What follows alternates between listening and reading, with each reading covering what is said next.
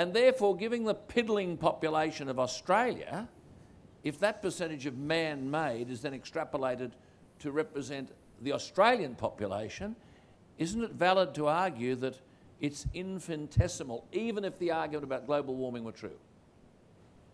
Okay. So you want me to go first? Please. Thank you. That's a really good question. Whoops. If I can find the right slide. So the first part of the question is, of the increase in CO2, how much is man-made? The answer is... No, of the CO2 that's present in the atmosphere, how much is naturally occurring and how much is man-made? Oh, of the current atmospheric composition... That's it. What was the natural level and what was... Well, Yep. this slide also answers that question. You can see if you look back before we started emitting fossil fuels, about 1750 or so, that's the sort of flat part of the graph, and where it shoots up, that's the part we added.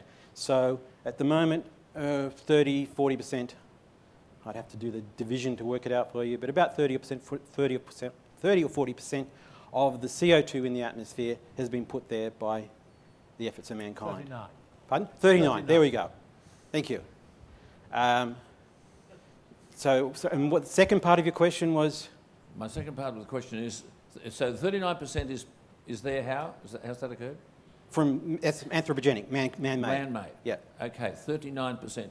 I just want to check this first. Is there agreement with Lord Monckton that that figure can be accepted? Up to a point, Lord Copper. So? So, if we look once again at the curly-mally tree here, you will see that that's standing on the characteristic buff-coloured dolomitic rock. And what that tells us is that in the past there was enormous amounts of CO2 in the atmosphere, which then reacted with magnesium and calcium ions in the ocean to form the dolomitic molecule, and this settled out as rock over time. And there are therefore vast amounts of naturally occurring CO2 locked up in various places around the planet, in the trees themselves, in fact, but also in the rocks. And the amount of CO2 now around on the planet is a very, very tiny fraction of the CO2 that is, well, say, the amount that's around in the air is a very tiny fraction of the amount that's around in the Earth's crust That's as the a point I'm whole. making. So what we're saying, so just so that we all understand Yeah. here. So therefore, if you count the CO2 that you say is secreted, Yes. the amount of man-made is infinitely smaller than the 39% that Dr. Lambert's talking about. Exactly, yes, it would barely register. That's it, barely register. Yeah. But can I interject there? Because this is an important point, isn't it? That stuff isn't having an effect of warming if it's not in the atmosphere. It just doesn't matter. This is what's important. It's the stuff in the atmosphere. It's what's warming us up, and it doesn't matter how much it is compared to however much carbon is in the ground. It's not relevant. What's relevant is the calculation that we both did, and I think Lord Monckton got wrong, is how much warming are we going to get if we keep increasing CO2 in the atmosphere? This is where we must get back now to 750 million years ago, when that CO2 wasn't in the rocks, it was in the atmosphere. And using the UN's formula, you would get something like 22 Celsius degrees of warming from the extra CO2 in the atmosphere. Now, but that's because you're ignoring every other forcing in the climate. No, that's 22 degrees. That is the CO2 forcing if you put that amount of CO2 yes, but in the you atmosphere. said... Now, wait a minute.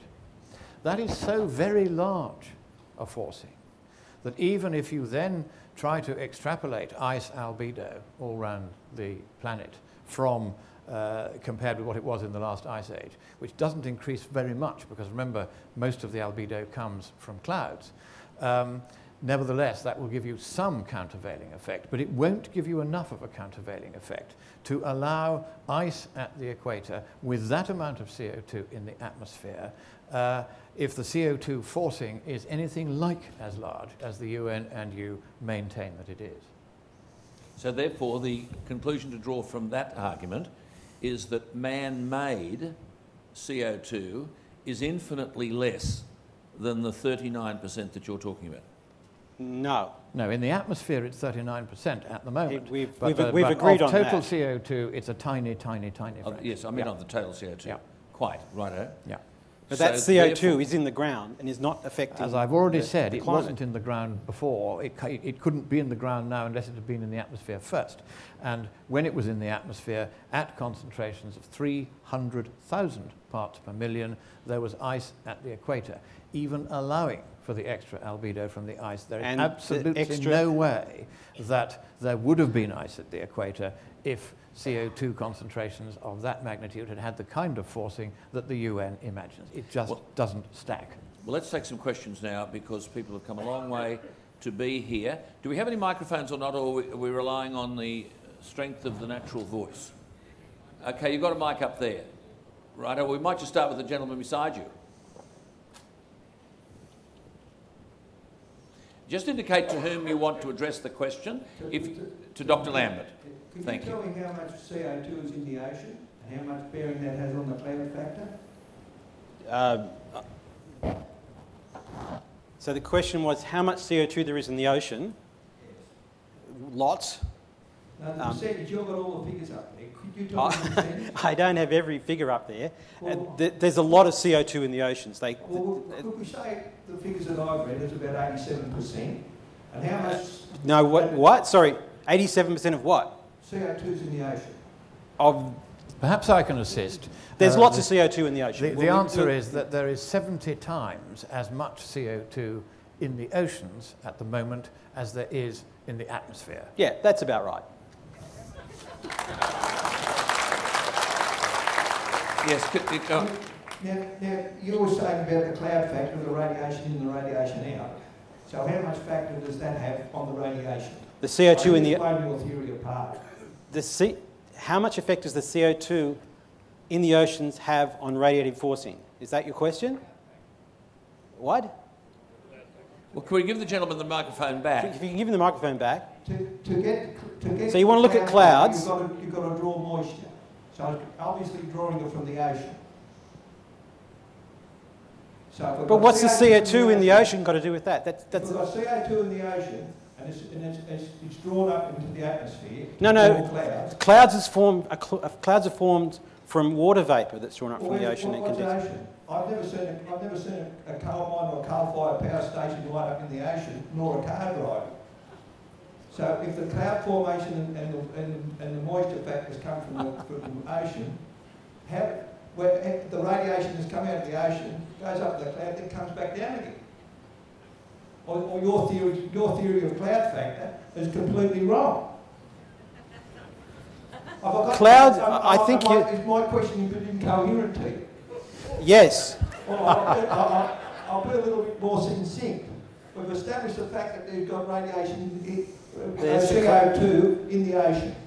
And we do know that the atmospheric conditions, because of the moon going around like that, controls the tides.